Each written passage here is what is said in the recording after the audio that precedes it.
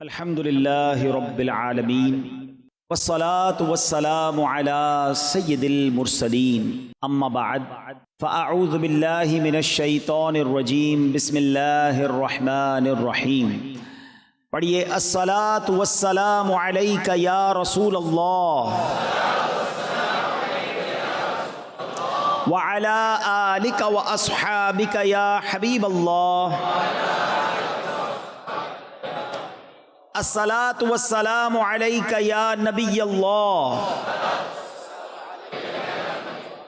وعلی آلک واصحابک یا نور اللہ۔ درود پاک پڑھنے کے بے شمار فضائل و برکات ہیں، بہت ساری احادیث، بہت سارے فضائل، بہت سارے واقعات فضائل درود میں ملتے ہیں۔ ایک بڑا ایمان افروز واقعہ، اور یہ واقعہ ہے مولا علی شیر خدا کرم اللہ تعالی وجہ الکریم کا۔ آپ شیر خدا ہیں اور نبی پاک علیہ الصلوۃ والسلام کے بڑے قریبی ساتھی ہیں، خاندان نبوت کے آپ اہم ترین رکن ہیں، مگر غربت اور فقر و فاقہ والی زندگی، سبحان اللہ، یہ اختیاری فقر تھا، ورنہ یہ وہ عظیم ہستیاں ہیں کہ جو دعا فرمائیں تو فرشتے جنت کی سوغات لے کر آ جائیں۔ تو ایک بھکاری آپ کے پاس آیا اور اس نے، آپ بھی بیٹھے تھے اور آپ کے سامنے کچھ کفار بھی بیٹھے تھے، تو وہ بھکاری پہلے کفار کے پاس گیا، جا کے اس نے ان سے سوال کیا، تو ان غیر مسلموں نے ازراہ مذاق، معاذ اللہ، مولا علی کرم اللہ تعالی وجہ الکریم کا مذاق اڑانے کے لیے بھکاری کو کہا ان کے پاس جاؤ تو وہ تمہیں عطا کریں گے۔ وہ بھکاری آپ کے پاس آیا، بظاہر مالی طور پر آپ کے پاس کوئی چیز ایسی نہ تھی کہ آپ اسے دیتے۔ آپ نے کیا کہا کہ اس نے ہاتھ پھیلایا ہوا تھا، تو آپ نے 10 بار درود پاک پڑھا اور اس بھکاری کی ہتھیلی پر دم کر دیا اور اسے کہا کہ مٹھی بند کر لو، اور وہاں جا کر کھولو، جن لوگوں نے میرے پاس بھیجا ہے نا، جن غیر مسلموں نے مذاق اڑانے کے لیے بھیجا، جاؤ ان کے پاس جا کے مٹھی کھولنا۔ اچھا، وہ سارا دیکھ رہے ہیں، وہ اور ہنسنے لگے کہ کچھ بھی نہیں دیا، پھونک مار دی اور کہا مٹھی بند کرو، جا کے ادھر کھول دینا۔ تو یہ بھکاری گیا اور جا کر جب ان غیر مسلموں کے سامنے مٹھی کھولی تو اس مٹھی میں دینار موجود تھا۔ دینار کہتے ہیں سونے کی اشرفی کو۔ اب جب یہ کرامت دیکھی تو کئی غیر مسلم کلمہ پڑھ کر مسلمان ہو گئے۔ یہ درود پاک کی بھی فضیلت ہے، اور درود پاک پڑھا کس نے یہ اس کی بھی فضیلت ہے۔ وہ شاعر لکھتے ہیں نا، میری بات انہی کی بات ہے، میرے سامنے وہی ذات ہے، وہی جن کو شیر خدا کہے، جنہیں باب صلی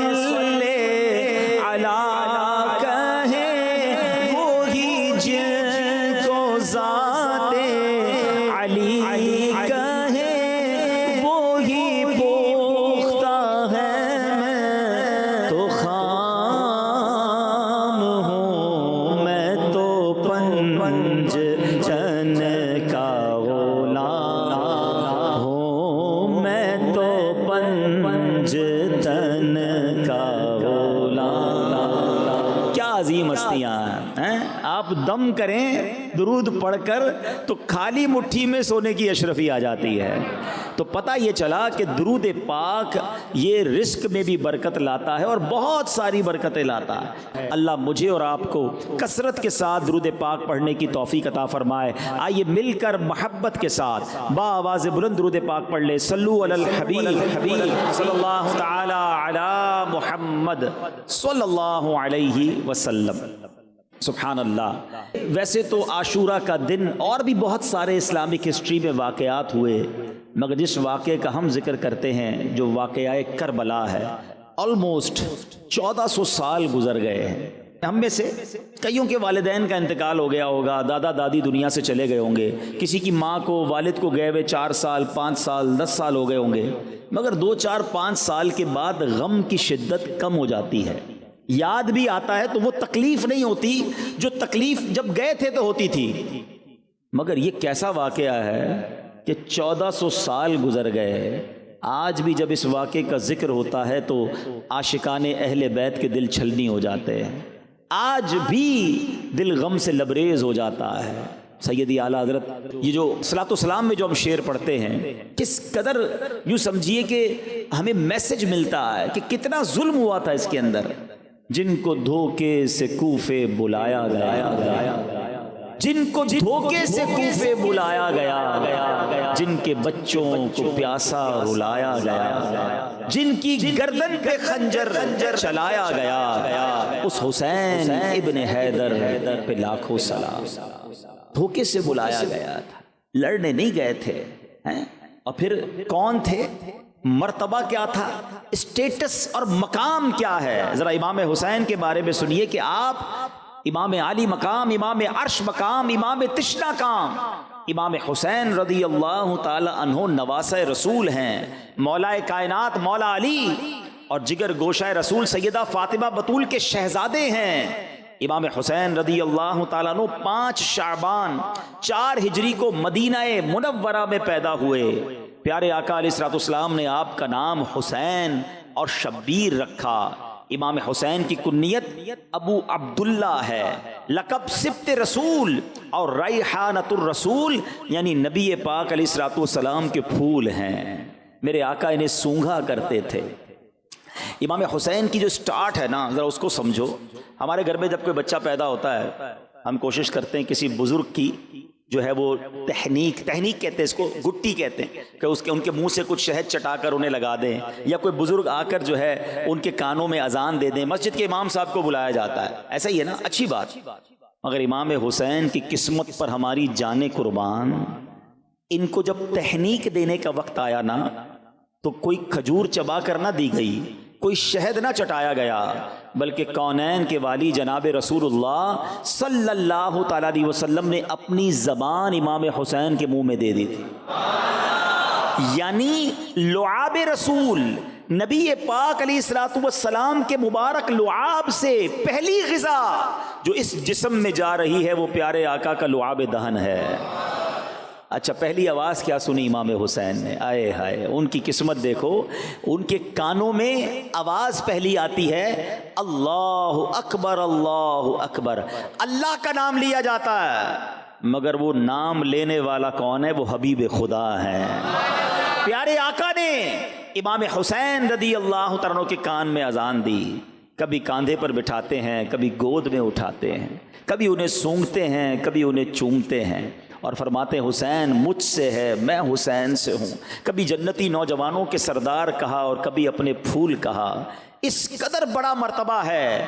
میرے آقا علیہ الصلوۃ والسلام فرماتے ہیں حسن اور حسین دنیا میں میرے 2 پھول ہیں، یہاں تک فرمایا کہ جس نے ان دونوں سے دشمنی رکھی اس نے مجھ سے دشمنی رکھی۔ یہ سب کچھ فضائل تھے، مگر پھر بھی انہیں ستایا گیا، پھر بھی انہیں رلایا گیا۔ حالانکہ یہ گھرانہ کیسا ہے، بریلی کے تاجدار کیا لکھتے ہیں، کیا بات رضا اس شبنستان کرم کی، زہرا ہے کلی جس میں حسین اور حسن۔ کیا بات رضا اس چمن، کیسا چمن ہے، کیسا باغ ہے، کیا بات رضا اس چمن تان کرم کی، زہرا ہے گلی جس میں، زہرا ہے گلی جس میں حسین اور حسن پھول، زہرا ہے گلی جس میں حسین اور حسن پھول، زہرا ہے گلی جس میں حسین اور حسن پھول۔ اور اب ایسی عظیم ہستی کو 10 محرم الحرام سن 61 ہجری میدان کربلا میں یزید پلید کے خلاف حق کی آواز بلند کرتے ہوئے، نانا کے دین پر پہرا دیتے ہوئے ظلم سہتے ہوئے، دکھ اور غم کے پہاڑ کے سامنے ثابت قدم رہ کر انتہائی عزت کے ساتھ، شجاعت کے ساتھ، شان و شوکت کے ساتھ شہید ہوئے، اور رہتی دنیا تک کے لیے باطل کے خلاف کھڑے ہونے کا، حق پر چلنے کا، دینداری کا، عزت سے جینے کا، عزت سے مرنے کا، شجاعت کا، بہادری کا، استقامت کا اور صبر و رضا کا آپ سبق دے گئے۔ کیا خوب بات لکھتے ہیں شاعر، حسین ایک علامت ہے زندگی کے لیے، حسین ایک علامت ہے زندگی کے لیے، حسین عزم سفر ہے مسافری کے لیے، فطرت کی مصلحت کا اشارہ حسین ہے، قربانیوں کی آنکھ کا تارا حسین ہے، وہ اس لیے لڑے کہ ستم کو مٹا سکیں، پھر کیوں نہ ہم کہیں کہ ہمارا حسین ہے۔ کربلا کا واقعہ کئی بار سنا ہوگا اور سنتے رہتے ہیں۔ عاشورے کا دن آتا ہے، روزہ بھی رکھتے ہیں، لنگر بھی پکاتے ہیں، نیاز بھی کھاتے ہیں، نعرے بھی لگاتے ہیں۔ ابھی پڑھ رہے تھے میں تو پنجتن کا غلام ہوں، بہت اچھی بات ہے، کرتے رہنا چاہیے، مگر سوال یہ ہے کہ یہ کربلا کا واقعہ مجھے اور آپ کو پیغام کیا دیتا ہے؟ سیکھنا کیا ہے؟ صرف واقعہ سننا ہے، دکھ دل میں آتا ہے، یہ بھی ٹھیک ہے، لیکن اس سے امپلیمنٹیشن کیا کرنا ہے؟ اپنی ذات میں فرق کیا آیا؟ کئی بار عاشورہ آ کر گزر گیا، کئی بار واقعہ کربلا کو سنا، مگر اپنے اندر، اپنی ذات کے اندر کیا تبدیلی آئی؟ آج میں کچھ آپ کو واقعہ کربلا پیغام کیا دیتا ہے، what is the message of Karbala, یہ پیغام کیا دیتا ہے یہ واقعہ، اس بارے میں چند باتیں آپ کے سامنے پیش کرتا ہوں۔ سب سے پہلی بات، امام حسین رضی اللہ تعالی عنہ کی جب ولادت ہوئی نا، تو آپ کی ولادت کے ساتھ ہی یہ خبر بھی نبی پاک علیہ الصلوۃ والسلام کو دے دی گئی تھی کہ امام حسین کو شہید کیا جائے گا۔ ابھی پیدا ہوئے ہیں، اتنی بڑی خوشی ملی ہے، اور یہ خبر بھی دے دی گئی کہ انہیں آپ کی امت کے لوگ ہی شہید کریں گے۔ کچھ روایتیں سناتا ہوں۔ ام الفضل فرماتی ہے کہ میں ایک روز نبی پاک علیہ الصلوۃ والسلام کی خدمت میں حاضر ہوئی، حضرت امام حسین رضی اللہ عنہ کو آپ کی گود میں دیکھا۔ کیا دیکھتی ہوں کہ پیارے آقا کے مبارک آنکھوں سے آنسو جاری ہیں۔ میں نے عرض کی یا رسول اللہ صلی اللہ تعالی علیہ وسلم، میرے ماں باپ آپ پر قربان، یہ کیا حال ہے؟ فرمایا میرے پاس جبرائیل آئے اور انہوں نے یہ خبر دی کہ میری امت اس فرزند کو قتل کرے گی۔ میں نے کہا کیا اس کو؟ فرمایا ہاں، اور میرے پاس اس کے مقتل کی سرخ مٹی بھی لائے، یعنی جہاں شہید کیا جائے گا نا، اس جگہ کی مٹی بھی نبی پاک علیہ الصلوۃ والسلام کو پیش کر دی گئی۔ اللہ اکبر۔ ایک اور جگہ نبی پاک علیہ الصلوۃ والسلام فرماتے ہیں کہ میرے پاس وہ فرشتہ آیا جو اس سے پہلے کبھی حاضر نہیں ہوا تھا۔ انہوں نے عرض کی کہ آپ علیہ الصلوۃ والسلام کے فرزند حسین رضی اللہ تعالیٰ عنہ قتل کیے جائیں گے، اور اگر اب چاہیں تو میں آپ کو اس زمین کی مٹی ملاحظہ کراؤں جہاں وہ شہید ہوں گے۔ پھر انہوں نے تھوڑی سی سرخ مٹی پیش کی۔ اللہ اکبر۔ کربلا کے میدان کا بھی پتا تھا، شہید ہونے کے بارے میں بھی پتا تھا، اور صرف نبی پاک کو نہیں، بی بی فاطمہ کو بھی معلوم تھا، مولا علی کو بھی معلوم تھا، صحابہ کرام میں بھی یہ بات مشہور ہو چکی تھی۔ ایک بار سفر صفین میں مولا علی شیر خدا کرم اللہ تعالی وجہ الکریم، ایک صحابی کہتے ہیں کہ میں ان کے ساتھ تھا جب نینوا کے قریب پہنچے جہاں حضرت یونس علیہ الصلوۃ والسلام کا مزار اقدس ہے، تو مولا علی شیر خدا کرم اللہ تعالی وجہ الکریم نے ندا کی، اے ابو عبداللہ فرات کے کنارے ٹھہرو۔ میں نے عرض کی کس لیے؟ فرمایا میرے آقا علیہ الصلوۃ والسلام نے فرمایا کہ جبرائیل نے مجھے خبر دی ہے کہ امام حسین فرات کے کنارے شہید کیے جائیں گے، اور مجھے وہاں کی ایک مشت مٹی بھی دکھائی۔ ایوری بڈی نوز، سب کو معلوم تھا کہ امام حسین آگے جا کر شہید ہوں گے۔ بڑا اہم سوال کرنے جا رہا ہوں۔ جب سب کو معلوم تھا اور سب پیار بھی بہت کرتے تھے، محبت بھی بہت تھی، نبی پاک اپنا پھول کہتے، نبی پاک کے نواسے ہیں، آقا چومتے تھے انہیں، تو کبھی ایسا نہیں ہوا کہ خاتون جنت بی بی فاطمہ تو ماں تھی نا امام حسین کی، وہ آتی نبی پاک کے پاس کہ یا رسول اللہ صلی اللہ تعالی علیہ وسلم آپ کی دعا اللہ رد نہیں فرماتا. آپ اللہ کی بارگاہ میں دعا کر دینا کہ حسین سے یہ آفت ٹل جائے, حسین اس امتحان میں مبتلا نہ کیا جائے, انہیں شہید نہ کیا جائے. حضور آپ ہاتھ اٹھائیں گے تو دعا قبول ہو جائے گی. کبھی مولا علی نبی پاک سے عرض کرتے کرم اللہ تعالی وجہ الکریم, حضور آپ ہاتھ اٹھا دیں, اتنا پیار کرتے ہیں حسین سے, اللہ سے دعا کریں اللہ اس مصیبت کو ٹال دے. حضور دنیا والے آ کر آپ سے اپنی مصیبتیں ٹلوانے کی دعا کرتے ہیں, آپ اپنے نواسے کے لیے دعا کیوں نہیں کرتے؟ اللہ اکبر. اس بات سے جواب کیا مل رہا ہے؟ معلوم سب کو تھا مگر سب تیار بھی تھے, اس امتحان پر راضی بھی تھے, اپنے بچے کو پال رہے تھے اس لیے کہ اس نے شہید ہونا ہے, اس لیے اس کی تربیت ہو رہی ہے کہ اس نے امتحان میں کامیاب ہونا ہے. پہلا پیغام کیا مل رہا ہے کہ زباں پر شکوے رنجو علم لایا نہیں کرتے. اے پنجتن کے ماننے والوں سنو, تھوڑی سی تکلیف آ جائے تو شکوہ ہے, شکایت ہے, بس یار سر میں بہت درد رہتا ہے, بخار جاتا ہی نہیں, ہر وقت کمر دکھتی رہتی ہے, کاروبار تو بالکل نہیں چل رہا, گھر میں پریشانیاں ہی پریشانیاں ہیں, کیا کروں, دین کا کام کرتا ہوں کوئی حوصلہ نہیں بڑھاتا, میرا بیان سننے کے لیے لوگ نہیں آتے, میں جناب مدنی قافلے پہ جاتا ہوں سہولت نہیں ملتی, اس لیے اب دل نہیں لگتا. چھوٹی سی تکلیف پر دل توڑ لیتے ہو اور کہتے ہو پنجتن کا غلام ہوں. سنو, زباں پر شکوے رنجو علم لایا نہیں کرتے, نبی کے نام لیوا غم سے گھبرایا نہیں کرتے. وہ امتحان تھا اور وہ تیار تھے, اور آج ہم چھوٹی سی مشکل پر گھبرا جاتے ہیں. حالانکہ قرآن مجید فرقان حمید میں ہم سے بتا دیا گیا ہے کہ ایگزامینیشن, امتحان تو آنا ہے. اللہ قرآن میں فرماتا ہے وَلَنَبْلُوَنَّكُمْ بِشَيْءٍ مِّنَ الْخَوْفِ وَالْجُوعِ وَنَقْصٍ مِّنَ الْأَمْوَالِ وَالْأَنفُسِ وَالثَّمَرَاتِ وَبَشِّرِ الصَّابِرِينَ. کیا فرمایا؟ ہم ان قریب تمہیں آزمائیں گے. Yes, you have to be examine, تمہیں آزمایا جائے گا. کن کن چیزوں سے لسٹ بھی دے دی گئی. تمہیں بھوک سے آزمایا جائے گا, تمہارے مال کم ہو جائیں گے, پھلوں میں کمی ہوگی, بیماری آ جائے گی, خوف بھی آئے گا, بھوک بھی آئے گی. وہ ساری چیزیں جو ہماری زندگی میں آتی ہیں نا, قرآن نے کم و بیش سب بیان کر دی کہ یہ پرابلمز آئیں گی, زندگی ایسے ہی نہیں گزر جانی. پھر کیا ہوگا؟ پھر اس کے بعد فرمایا وَبَشِّرِ الصَّابِرِينَ, خوشخبری ہے صبر والوں کے لیے. مشکل آتی ہے, صبر کرتے, امتحان میں کامیاب ہوتے ہیں. پھر کیا ہوتا ہے؟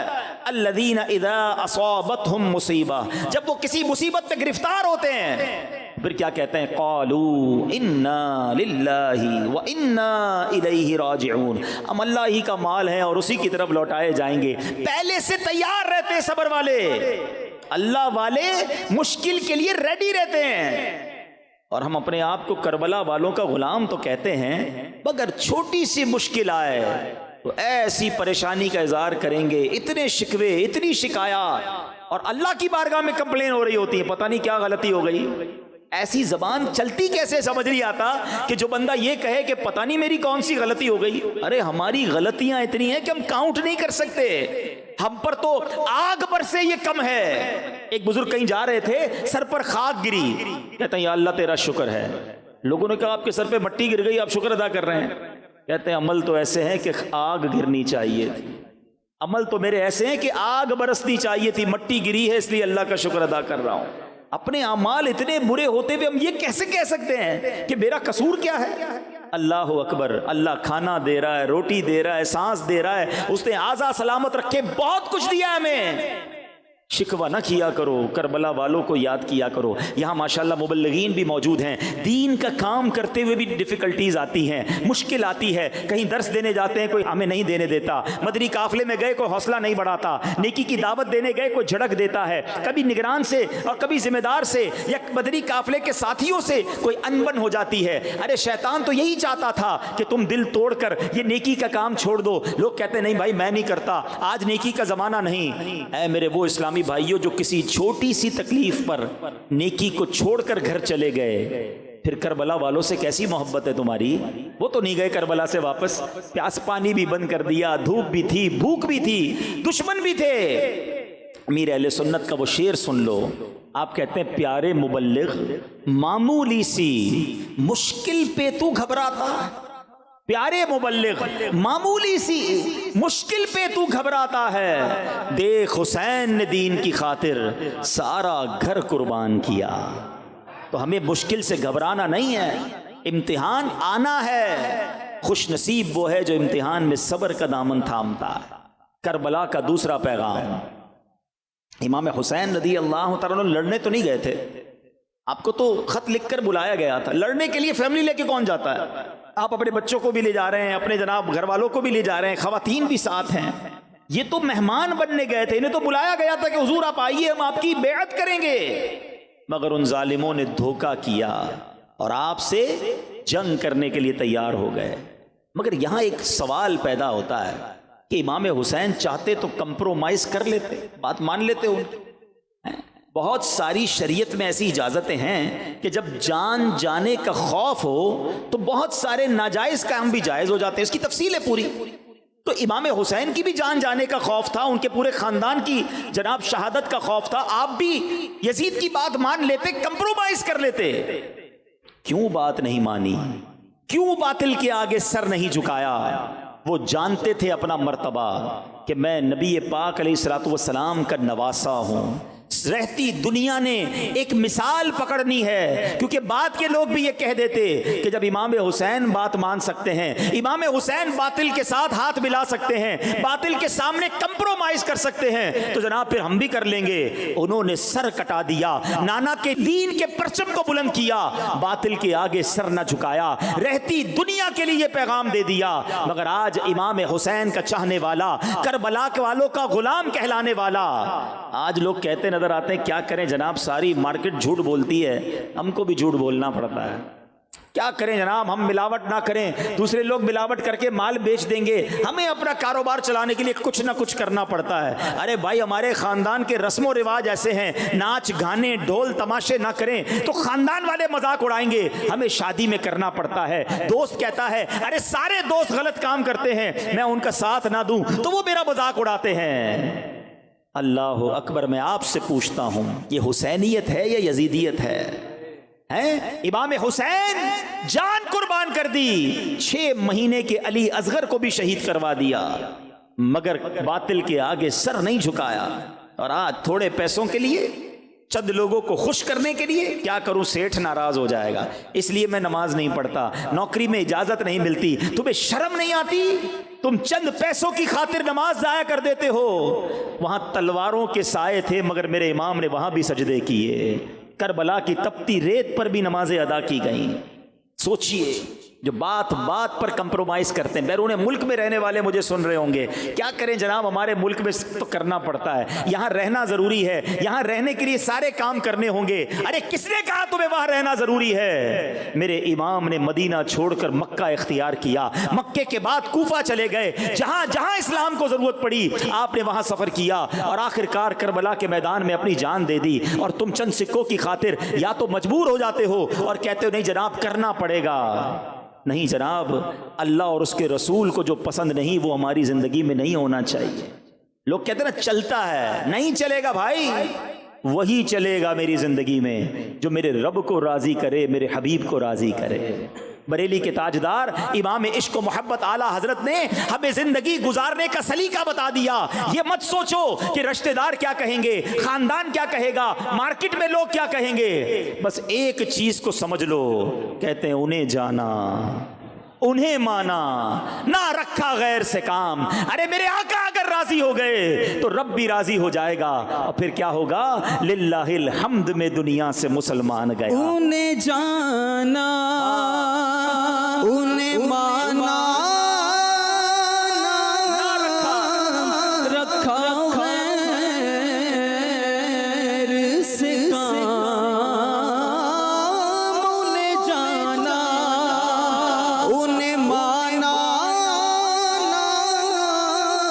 رکھا غیر سے کام، للہ الحمد میں دنیا سے مسلمان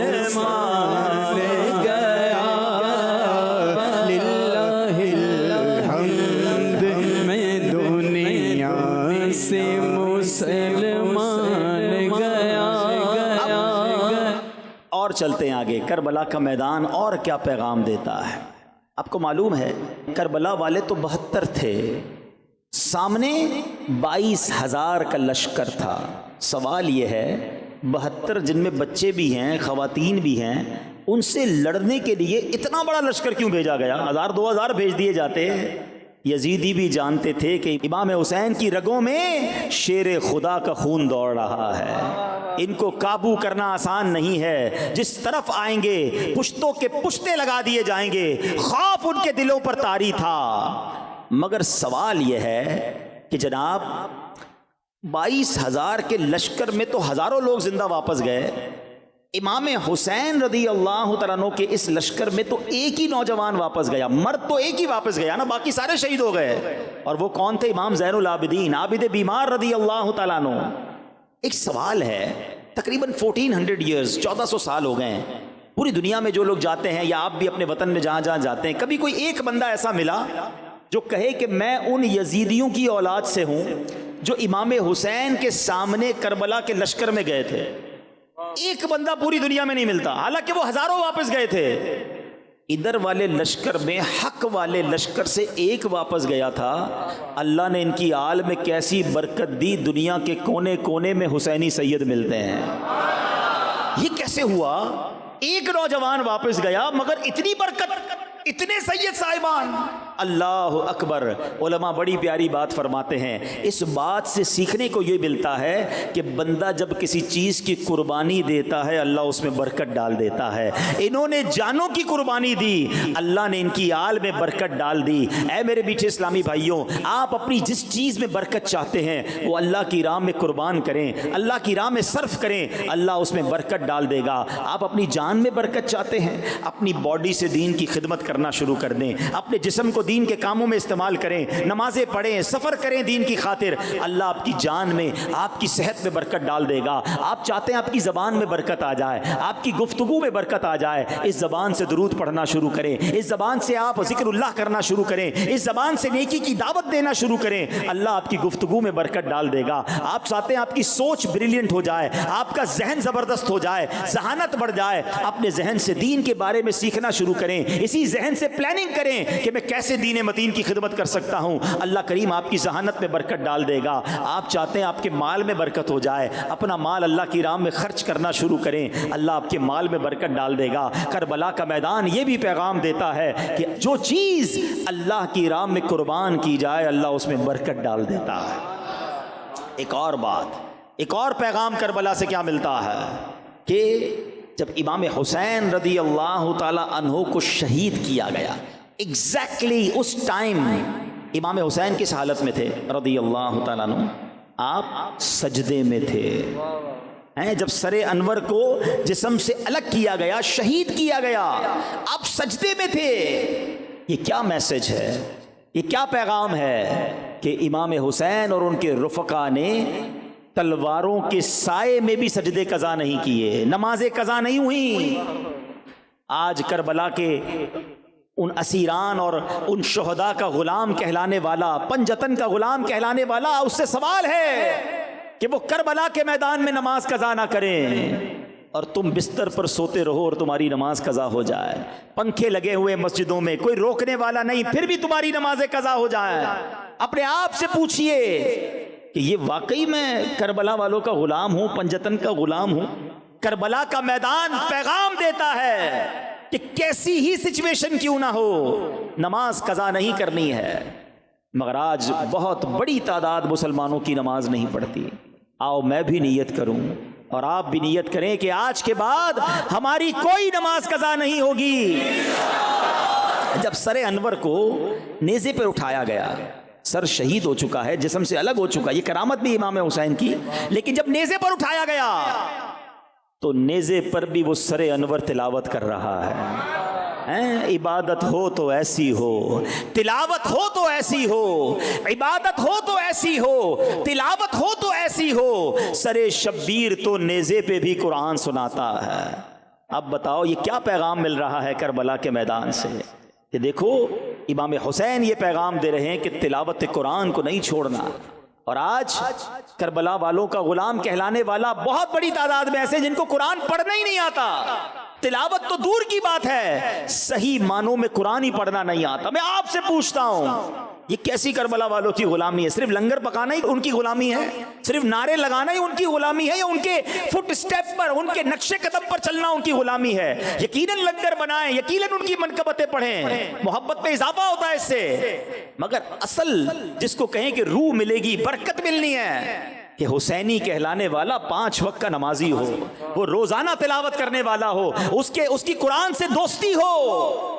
آؤ کربلا کے اس پیغام کو آج لے کر جاؤ۔ کیا خوبصورت شخصیت ہے امیر اہل سنت، کتنا پیارا مدنی پھول ہمیں نیک اعمال میں دے دیا، حسینی کاروان میں گویا شامل کرنے کے لیے اور امام حسین کے نقش قدم پر چلنے کے لیے ہمیں ایک مدنی پھول دیا کہ روزانہ کم از کم 3 آیتوں کی تلاوت، ترجمہ اور اس کی تفسیر پڑھی جائے تاکہ روز قرآن سے تعلق جاری رہے۔ تو نیت کریں انشاءاللہ صحیح مخارج کے ساتھ قرآن سیکھیں گے بھی اور پڑھیں گے بھی انشاءاللہ۔ ویسے تو بہت ساری باتیں کربلا کے میدان سے ہم سیکھ سکتے ہیں، ایک آخری بات، اور وہ ہے اسلامی بہنوں کے لیے، ٹھیک ہے؟ وہ بھی سن رہی ہوں گی اور آپ بھی اپنے گھر والوں کو یہ پیغام دیں۔ کربلا کے اس میدان میں خواتین بھی تھیں، خیموں میں تھیں، ٹھیک ہے؟ اتنے بڑے بڑے سانحے ہوئے ہیں، سرتاج شہید ہو رہے ہیں، بچے شہید ہو رہے ہیں، بھائی شہید ہو رہے ہیں، مگر کیا وہ بے پردہ خیموں سے باہر آئیں؟ اس کیفیت میں بھی پردہ داری باقی رہی، حیا کی چادر باقی رہی، مگر آج اپنے آپ کو امام حسین اور پنجتن کا غلام کہلانے والے گھرانے کا حال یہ ہے کہ عورتیں بے پردہ بازاروں میں گھوم رہی ہیں، وہ اس کیفیت میں بھی پردے میں ہیں۔ اور آج یہاں فیشن کر کے ہماری مسلمان بہنیں جو ہیں، کیا کچھ ہو رہا ہے گھروں میں بتانے کی حاجت نہیں ہے۔ خدا را اگر سچی پنجتن کی غلامی اختیار کرنی ہے نا تو پردہ اختیار کیجئے، نماز اختیار کیجئے، تلاوت اختیار کیجئے، تقوی اور پرہیزگاری اختیار کیجئے، باطل کے آگے، حرام کاموں کے آگے سر جھکانا نہ سیکھو بلکہ ڈٹ جاؤ۔ سچی بات پتہ ہے کیا؟ عشق رسول کا اور سچی حسینیت کا امتحان جب ہوتا ہے جب سامنے کچھ پیسے آ جائیں، سامنے کوئی زندگی کی بڑی خواہش پوری ہوتی نظر آئے اور اب یہ پتہ چلے کہ یہ پیسے لوں گا تو اللہ ناراض ہو جائے گا، اللہ کے حبیب ناراض ہو جائیں گے، امام حسین کو کیا منہ دکھاؤں گا؟ ارے یہ زندگی کی بڑی خواہش تو پوری ہو رہی ہے، یہ بڑا ارمان پورا ہو رہا ہے، مگر یہ کام کر لوں گا تو امام حسین کو کیا منہ دکھاؤں گا؟ اب امتحان ہے۔ اب میں آپ سب سے آخری بات کہہ رہا ہوں، قیامت کے دن ہم سب چاہتے ہیں نا ہمارا حشر پنجتن پاک کے ساتھ ہو، نبی پاک کے ساتھ ہو، مولا علی کے ساتھ ہو، امام حسین کے ساتھ ہو، بی بی فاطمہ کے ساتھ ہو، حسنین کریمین کے ساتھ ہو، 4 یاروں کے ساتھ ہو۔ اگر تمنا تو یہ ہے، لیکن اگر قیامت کے دن امام حسین نے مجھ سے اور آپ سے سوال کر لیا کہ میں نے تو نانا کے دین کے لیے سارا گھر قربان کر دیا، تم نے کیا خدمت کی ہے؟ تم کیا کر کے آئے ہو؟ علی اصغر سے ملاقات ہو گئی رضی اللہ تعالیٰ عنہ، انہوں نے ہم سے سوال کیا کہ میں تو 6 مہینے کا تھا، مجھے شہید کر دیا گیا، بتاؤ تم نے میرے نانا کے دین کی کیا خدمت کی ہے؟ کوئی جواب ہے ہمارے پاس؟ اللہ سلامت رکھے دعوت اسلامی کے ماحول کو۔ اگر اس ماحول سے وابستہ رہے نا اور اپنے جذبے بڑھاتے رہے اور یہ جذبہ بنا لیا کہ میں نے بھی کچھ دین متین کی خدمت کر کے جانا ہے، میں نے بھی پرچم اسلام اونچا کر کے جانا ہے، اس دین کا نام روشن کرنا ہے، تاکہ کچھ میں بھی عرض کر سکوں کہ حضور اپنے حصے کا کام میں بھی کر کے آیا ہوں۔ دعوت اسلامی کے ماحول سے وابستہ رہیں گے، مدنی قافلوں میں سفر کرتے رہیں گے، اللہ وہ دن لائے آپ ملک بھر میں اور آگے جا کر اتنے سینئر ہو جائیں کہ بیرون ملک میں بھی سفر کریں، غیر مسلموں کو مسلمان کریں، ہماری وجہ سے مسجدیں بنے، مدرسے بنے، علماء بنے، حفاظ بنے، اللہ ہم سے دین کے کچھ ایسے کام لے لے۔ ہم دعا کرتے ہیں جو مرنے کے بعد بھی ہمارے لیے صدقہ جاریہ کا باعث ہو جائیں۔ یہ سارے کام کرنا دعوت اسلامی کے مدنی ماحول میں، اس نیک ماحول میں بڑے آسان ہیں اگر ہم اس کے ساتھ وابستہ رہیں، وقت دیتے رہیں، تک سیکھتے بھی رہیں اور اپنا جذبہ بڑھاتے رہیں، تو انشاءاللہ امام حسین رضی اللہ تعالیٰ عنہ کے نقش قدم پر چلنا نصیب ہو جائے گا۔ اور اللہ نے چاہا قیامت کے دن جب پنجتن